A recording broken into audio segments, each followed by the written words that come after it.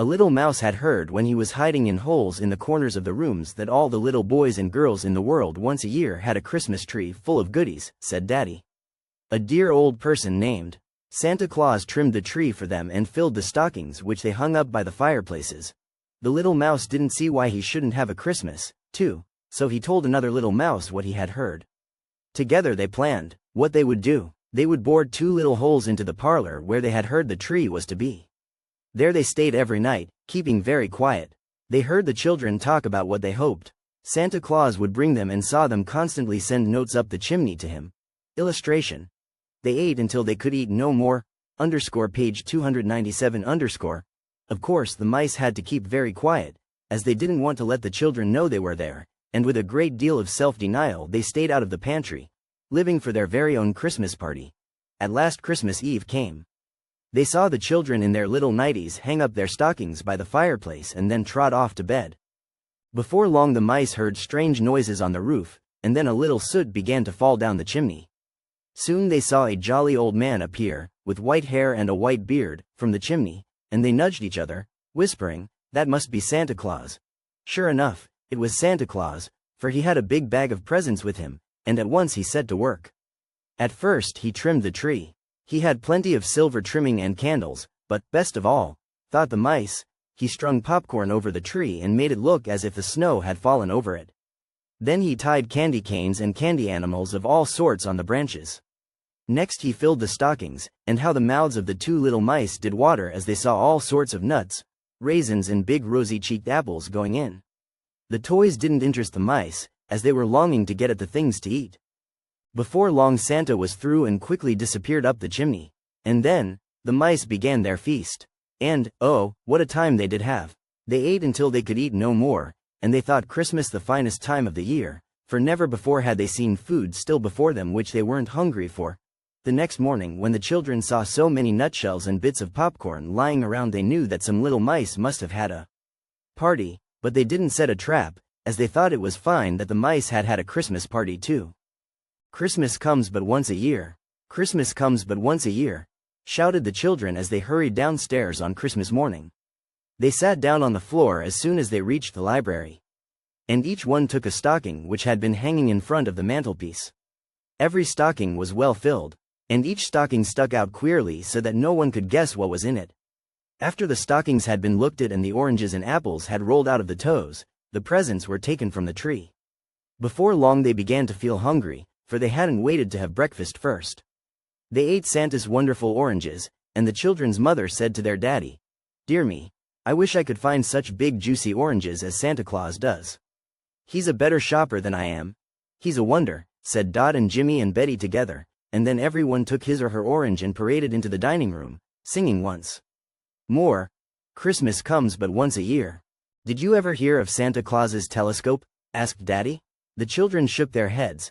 "He has the most wonderful telescope, more wonderful than any other, and he can see through it miles and miles and miles. Every Christmas morning he sits at the window at the extreme end of his toy shop and looks through the telescope. He sees into the different homes and he watches the children as they take their presents and open them, and empty their stockings.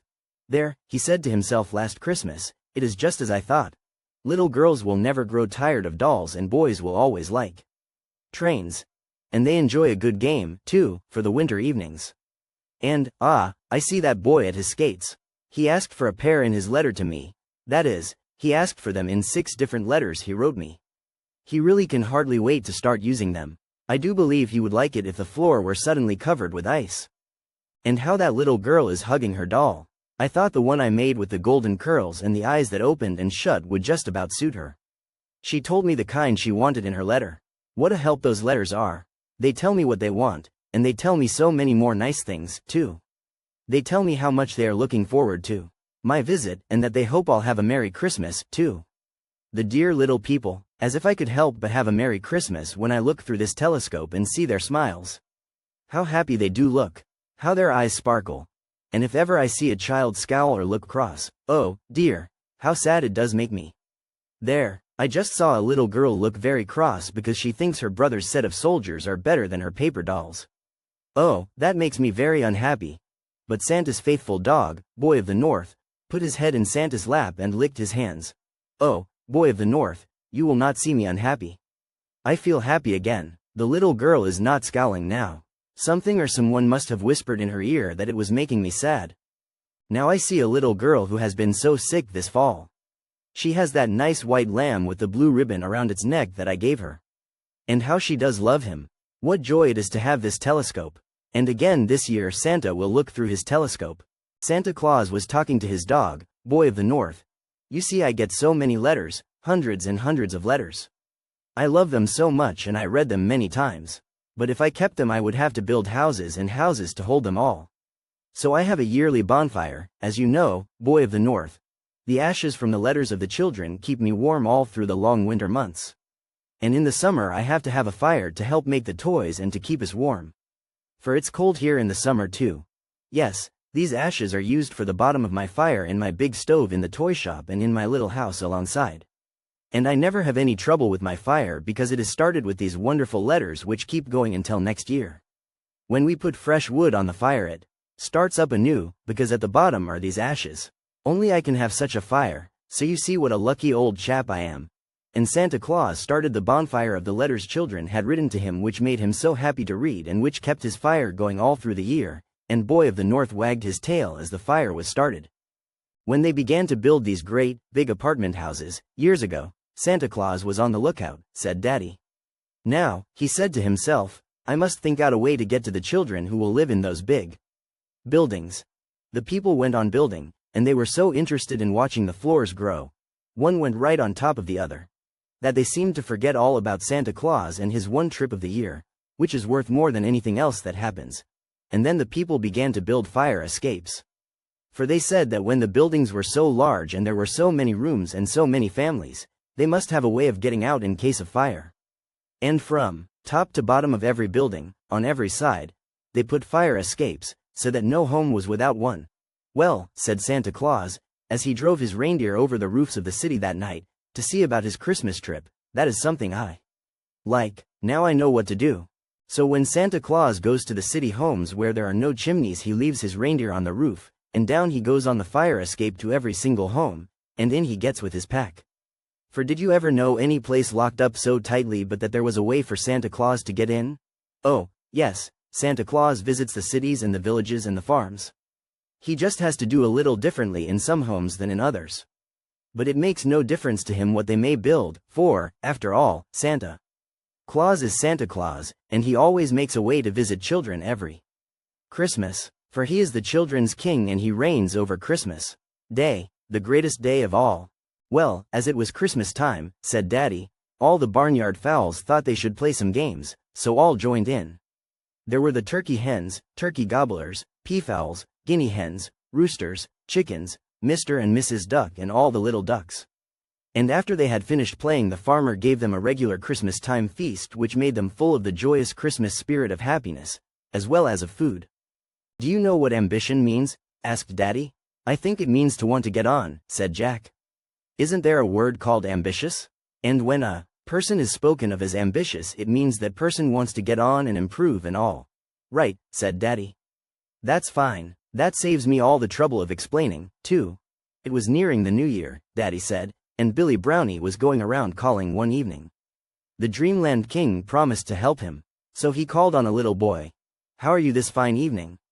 Billy Brownie asked the little boy, whose name, by the way, was Jasper.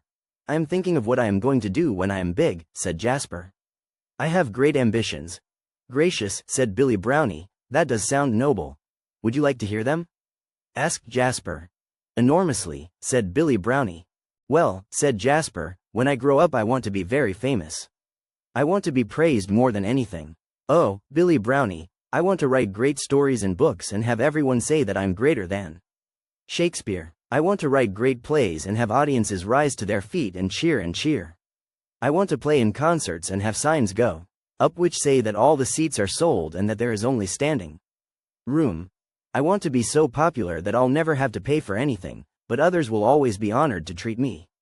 I want some day to make a great speech and have the policemen called out to keep back the crowds who would hear me. I would like to be a great singer and have crowds stand in the rain waiting in line to get tickets. And I'd like to be a tightrope walker in a circus and have people admire me.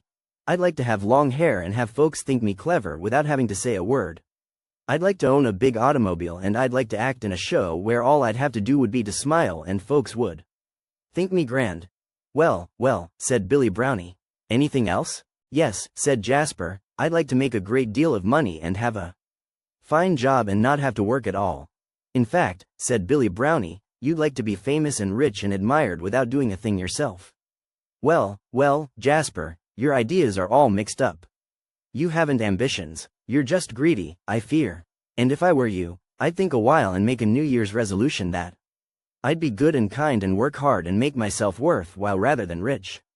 And when you've tried what fun it is to work hard and play hard and be kind, you'll find how happy you are. And happiness is greater than fame. Billy Brownie knows. Fairy Grant Your Wishes was calling on a little girl named Janet on New Year's Eve after Janet was in bed and asleep, for the Dreamland King had arranged this. I have come to grant your wishes, the fairy said. Then I wish, said Janet, that my mother and daddy would know that it hurts me dreadfully when they say that little pitchers have big ears. I feel so much in the way then. And when people come to visit and say that children should be seen and not heard, and I used to know you when you were so high. Oh, dear, I wish they wouldn't say such things. I'll tell you what I'll do, the fairy said. I will ask the Dreamland King to tell your mother and daddy that it hurts you to be told these things. And I will get the Dreamland King to tell as many other people as he can, too. And he will send his messengers right out by the direct route from Dreamland to Grown-Up Land. The end.